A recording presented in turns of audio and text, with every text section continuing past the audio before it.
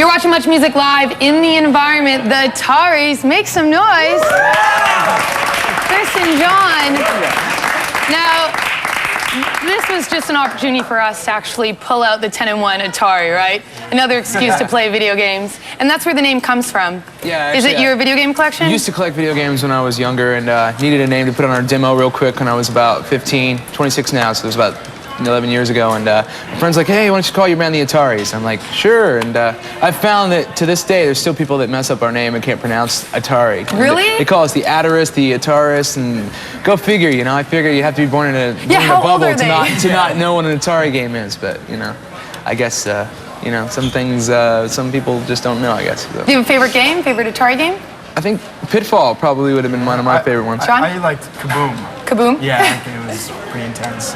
Yeah. See? But, keeping it simple, right? Atari. It's good. It's better than I think the newer games go over my head. So he and our drummer, they play on our bus all the time, but I'm not really into it. You're not really into it? Nah.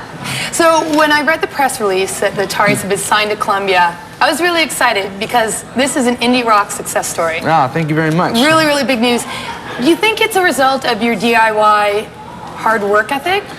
Is that what got you here? I feel 100%. You know, our band pretty much got to where we are today just off of by being humble and by word of mouth. You know, when times were tough for our band, we just got in the van, we went out and we booked our own shows. You know, we would play in people's backyards, people's basements. We still to this day, like that's where our heart is, you know, because for me, I know what it's like to be a fan of music and I know what it's like to just totally love music so much. And I know the bands that meant the most to me are the bands that would come and really let you know that they care about their fans, and they would go outside for like an hour before and after they play, and they would sign everything for everyone until the last person left. And you know, that not only that, but they would, like, you know, invite their fans to get on stage and sing and play with them, and like, and we always let a person from our audience play guitar in one song with us every night. You know, and I always like to get in the crowd and sing with all our fans, because for me, like, you know, like Fugazi and Avail and like the Descendants and all, like those were the bands that they added like the audience participation element to the music.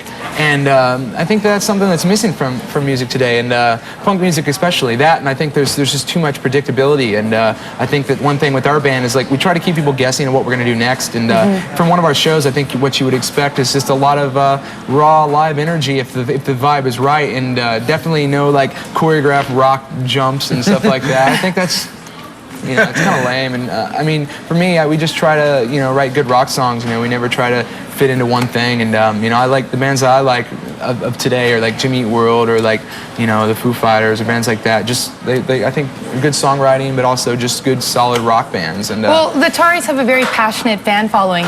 So how are you going to keep the fans that have, you know, been coming out to your shows for the last 6 years happy now that you're on a major? Because I don't think anything's changed. You know, for us, it's like the only thing that's different on being on a major label is the fact that now, you know, I know what it's like growing up in a small town. I grew up in Indiana, and like, you know, and you survived. Yeah, I did.